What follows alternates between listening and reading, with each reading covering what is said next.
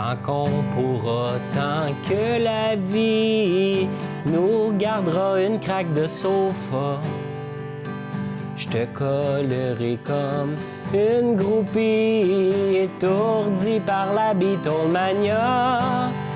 Promets-moi que je serai ton préféré à chaque fois que tombera la journée. Please, mon amour,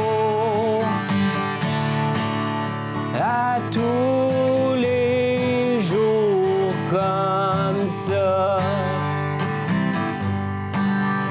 Please, mon amour, à tous les jours comme ça.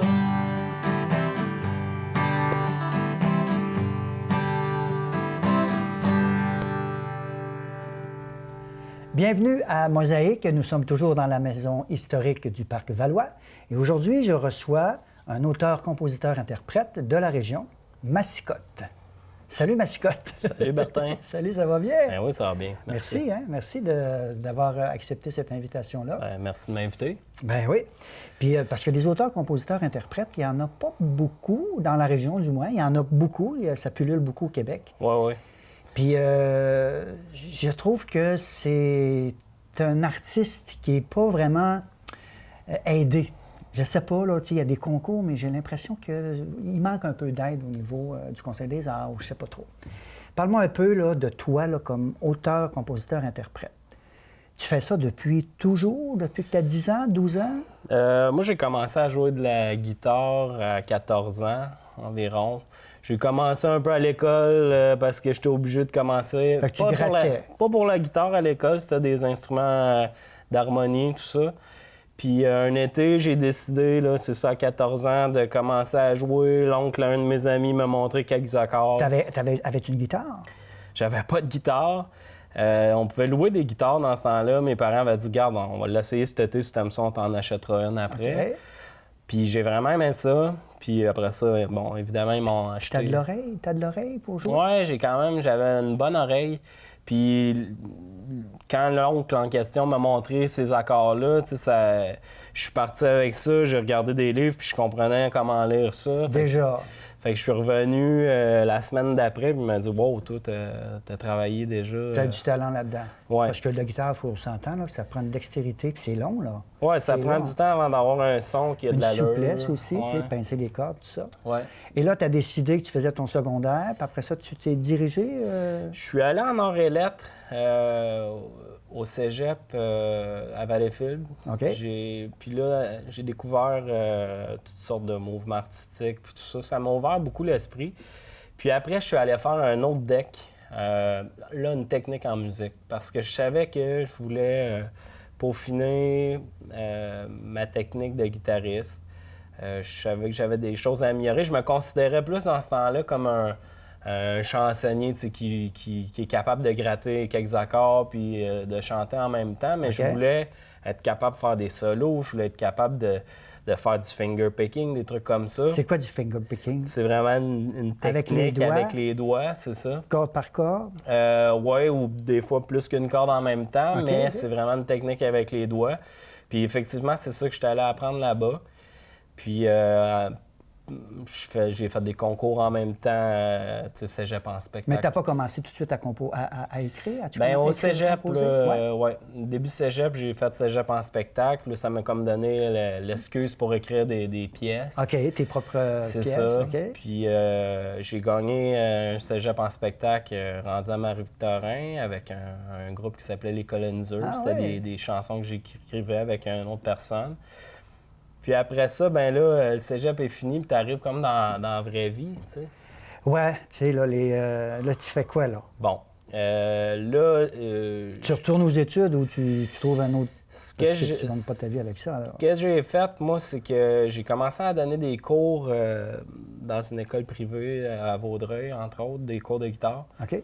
Puis j'ai commencé à faire mon projet de mascotte, là, en fait, là, vraiment en solo. OK. J'écrivais des chansons, mais j'avais pas d'équipement, j'avais pas de maquette à rien. Fait que je me suis monté tranquillement un petit équipement de studio, là, vraiment minime. Puis j'ai commencé à enregistrer mes maquettes. Avec des amis, avec des chums? C'était pas mal tout seul. Moi, j'ai un de mes amis que j'ai depuis la garderie qui a commencé à jouer de la basse lui aussi au cégep. Puis il joue encore avec moi en ce moment. OK. Ouais. OK. Fait que lui, il jouait déjà avec moi dans ce temps-là. Puis tranquillement, on a trouvé un gars avec qui ça fitait pour jouer de la batterie. OK. Puis le groupe, c'est un projet solo, mais disons, j'ai toujours les mêmes musiciens, là. Fait que je considère ça comme un groupe musicalement. OK. Le groupe s'est monté tranquillement comme ça. Il y a un nom, le Ben, groupe? c'est Massicotte. C'est Massicotte. Ouais, c'est ça. OK.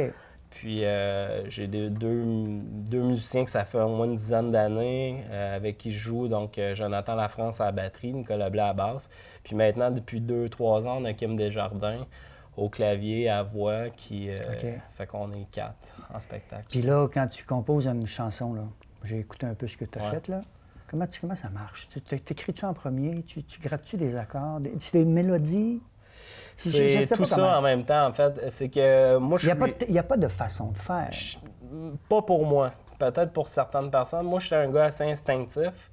Donc, il y a des idées qui me viennent totalement, on dirait par hasard, tu sais. C'est une idée, mais c'est pas une musique, là. Pas tout le temps. Des fois, c'est une idée musicale. Ça peut être une idée musicale. OK. Puis ce que je fais dans ce temps-là, c'est que soit je la note, puis si c'est une idée musicale, je prends mon iPhone. Tu l'enregistres. Je l'enregistre tout de suite parce que sinon, je risque de l'oublier. OK. Des fois, ça peut être en prenant ma guitare, là, je joue n'importe quoi, puis là, je trouve une ligne, un riff que j'aime, puis là, je pars là-dessus. Mais des fois, ça peut dormir longtemps, ces idées-là. Là. C'est des idées séparées, puis ils peuvent être comme... j'avais entendu Daniel Lanois dans une entrevue qui disait « c'est des idées orphelines », tu sais. Puis là, Ouais. à un moment donné... T'en as 2-3 orphelines. C'est ça, puis là, tu vas travailler autour de cette idée-là. Là, c'est sûr qu'après, il faut que tu mettes de l'huile de bras pour structurer ça, pour faire quelque chose qui se tient puis qui est Parce que intéressant. l'auteur-compositeur qui écrit ça 5 minutes sur une table, c'est rare. Ça peut arriver pour une n'importe pièce. qui. Tu sais. Moi, ça m'est déjà arrivé pour une chanson que ça sorte tu sais, en 1 heure, toute est faite, parole, musique. Mais ça arrive pas tout le temps comme ça. Puis si tu veux tu sais, sortir un album aux 2-3 ans, bien, il faut des fois que tu te donnes des trucs comme ça pour stimuler l'inspiration ou en tout cas au moins pas oublier les bons flashs que tu as eus. Tu sais.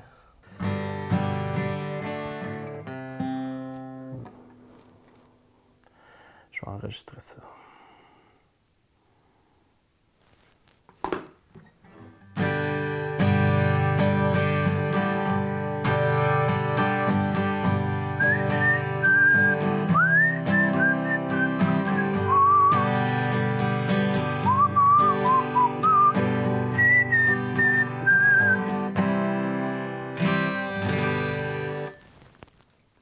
Donc, c'est ça, là, j'enregistre avec mon ordinateur, j'ai ma carte de son, je place quelques micros. Je commence par enregistrer souvent une piste de batterie juste pour me faire un guide, pour être sur le tempo. J'enregistre ma guitare acoustique avec une voix plus ou moins officielle. Puis après ça, j'ai des musiciens qui viennent rajouter leurs arrangements sur les pièces. Puis, dans le fond, ce que ça fait, c'est que là, après ça, on a comme une vision globale de la chanson avec les arrangements. Ça ne sera pas la version officielle, nécessairement.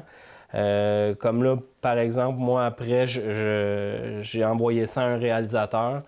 Puis là, lui, il a rechangé un peu les arrangements qu'on a fait, mais au moins, il y avait une idée d'ensemble de la pièce.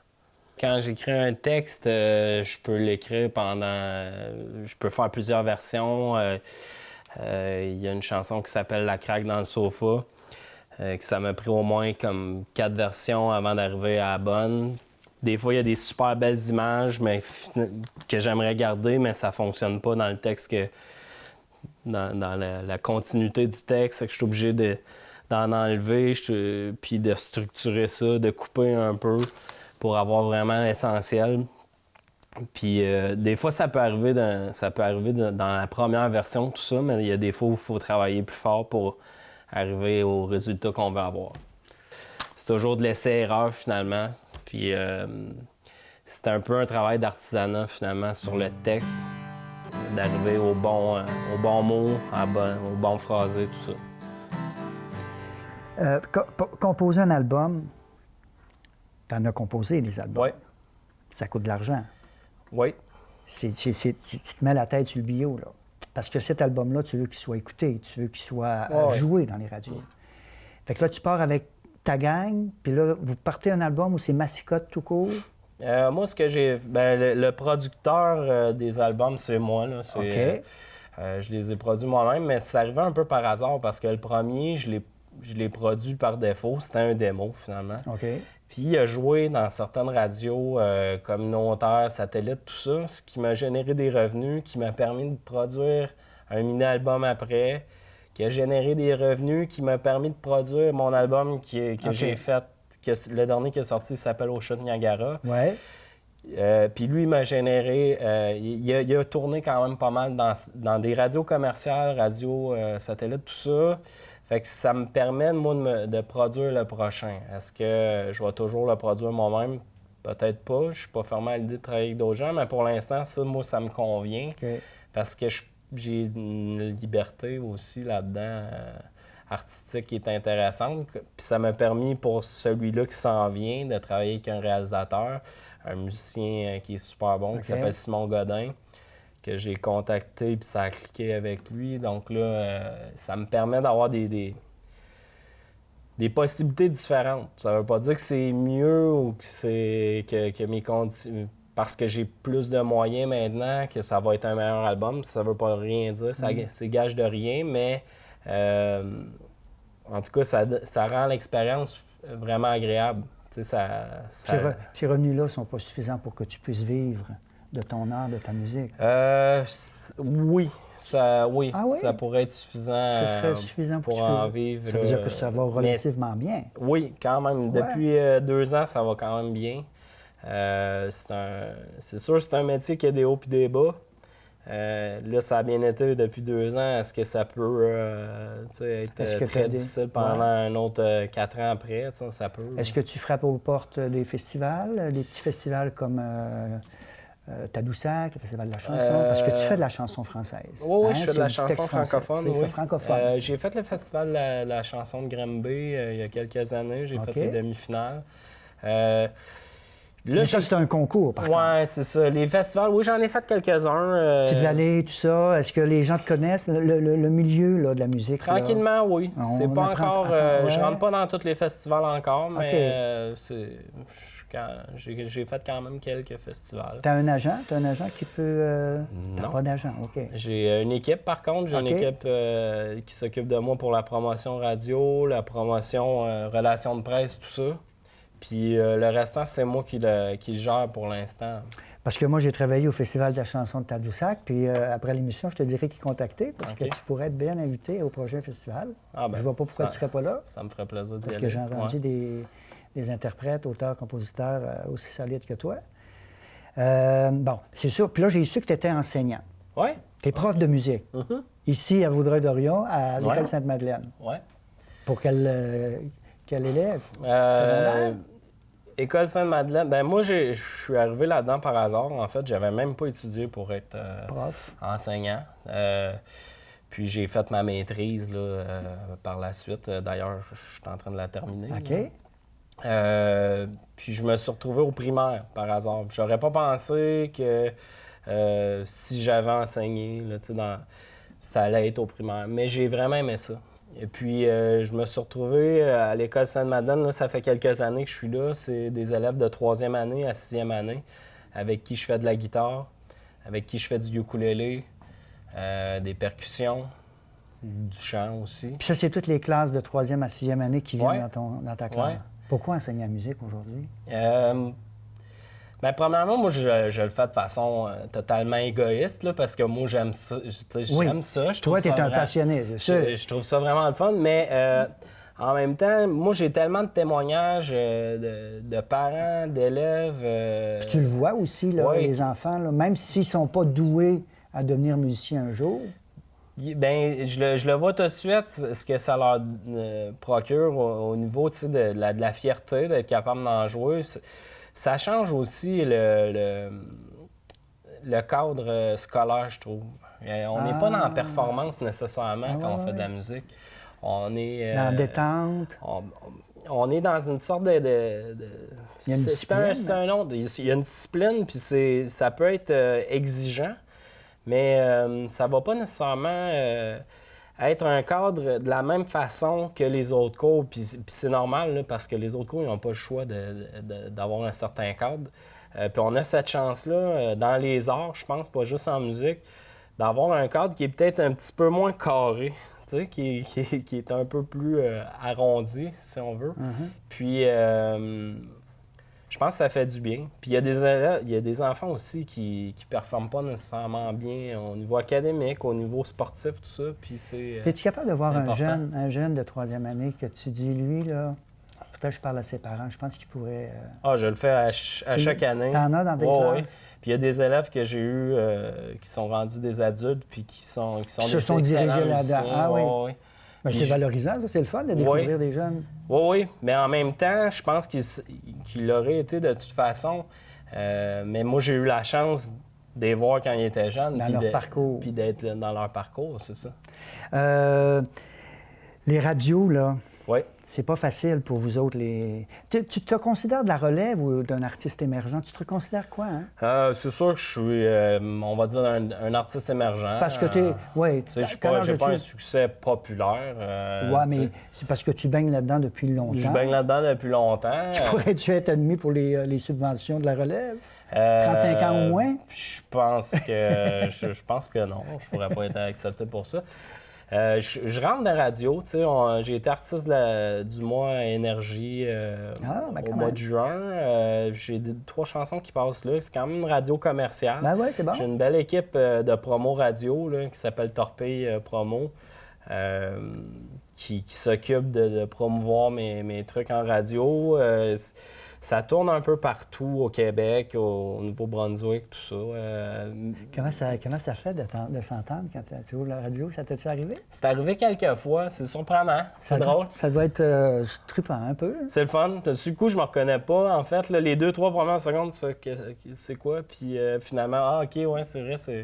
Je reconnais. Puis oui, c'est le fun. C'est sûr que c'est cool parce que ça a une diffusion puis une rayonnance qui est intéressante, puis ça permet à plus de gens de découvrir ce que moi je fais. On compose pour se faire entendre, se faire écouter. Ben, c'est sûr. C'est un message, on veut s'exprimer là-dedans.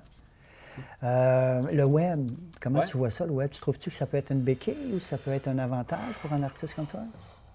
Tu sais, avec toutes les gens qui peuvent aller chercher des pièces là, sans les payer.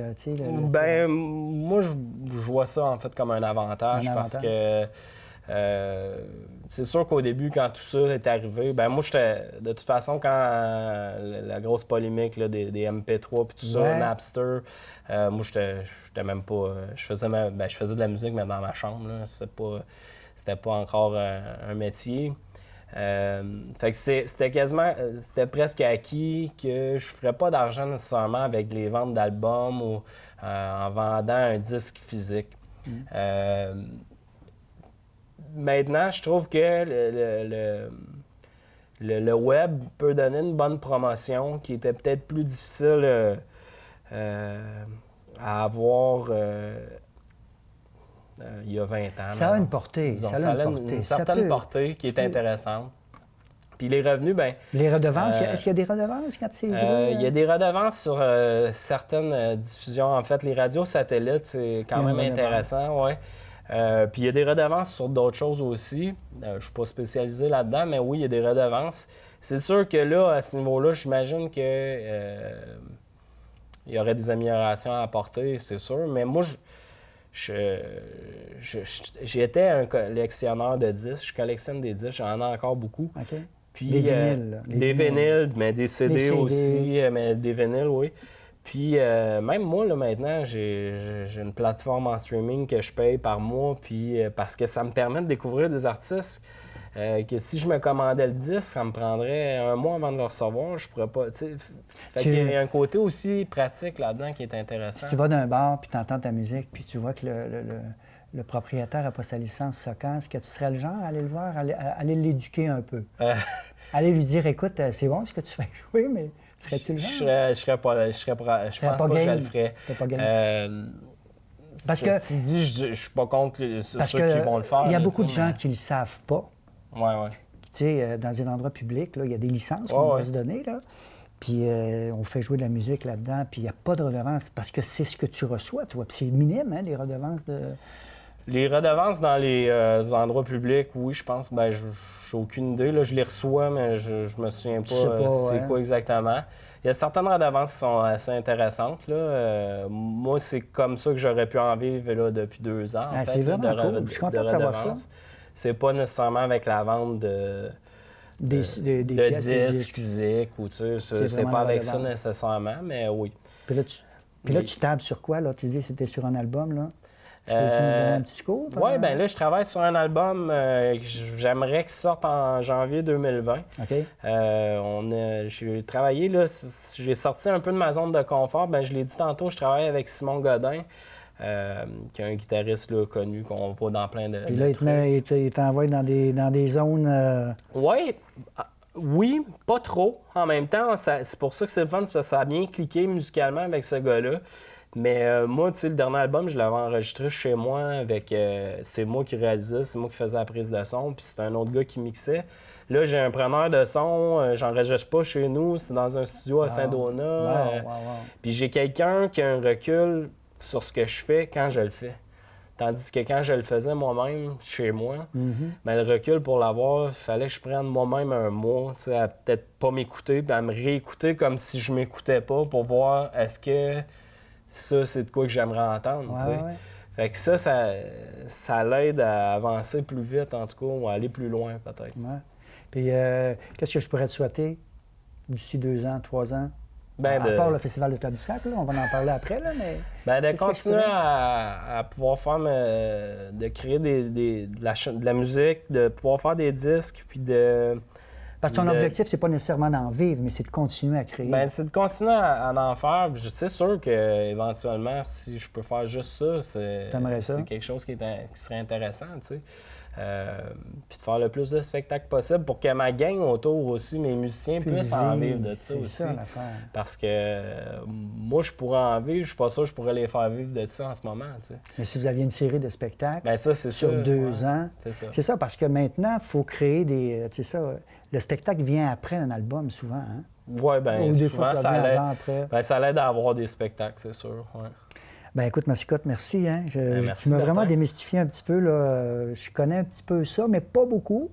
Puis écoute, je te souhaite vraiment d'aller frapper aux portes des festivals Petite-Vallée. Écoute, il y a des découvertes là, comme toi, là, puis à ta place. Ben, merci. Merci beaucoup. Moi, quant à moi, je vous dis à la semaine prochaine pour un autre mosaïque. Salut bien.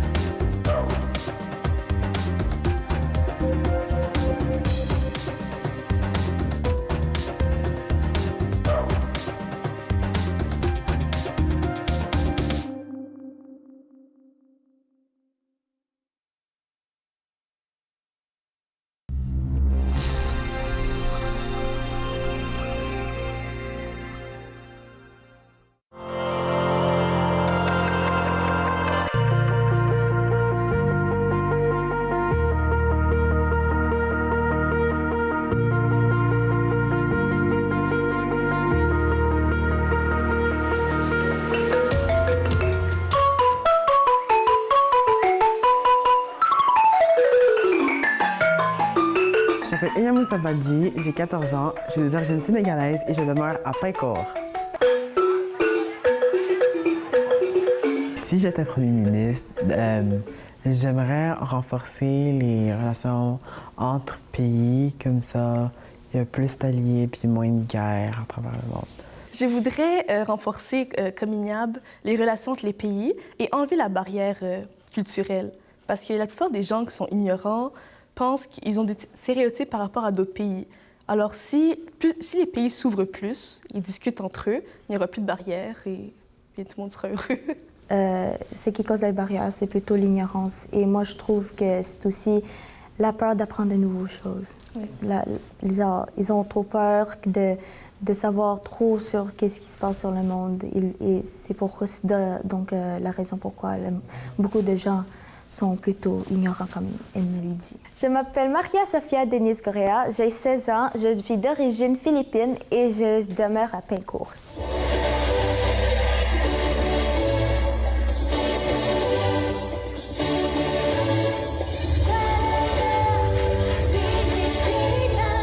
Oh, moi, c'était la première fois que j'ai vu de la neige. Oh mon Dieu, c'est plutôt ma classe. Genre, mes amis dans ma classe qui m'ont vu ma première réaction. Waouh, c'est blanc! Donc, moi j'ai couru vers la porte, j'ai ouvert la porte, je suis sortie à l'extérieur en manches courtes.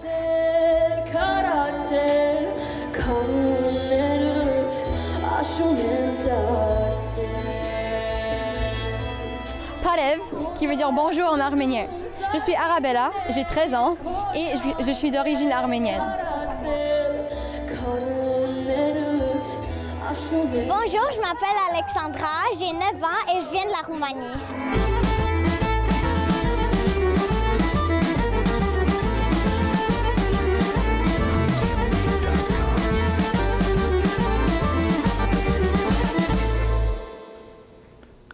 La première fois que j'ai goûté de la poutine. Fait que là, après, tout le monde était genre, quoi? Tu n'as jamais goûté la poutine?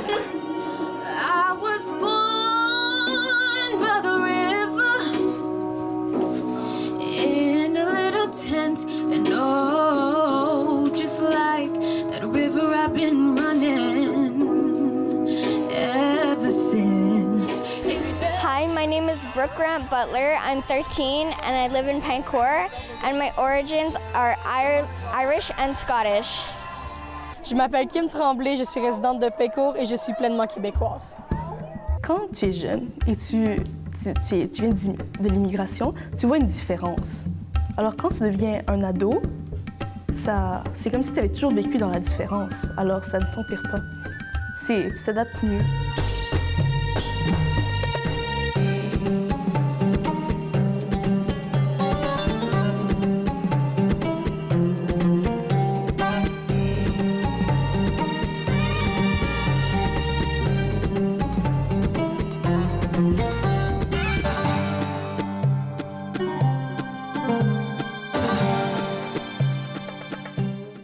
C'est dans le grenier de la maison historique Joachim Génus, dans le parc Valois de Vaudreuil-Dorion, que j'animerai l'émission Mosaïque présentée par C'est sur la télé.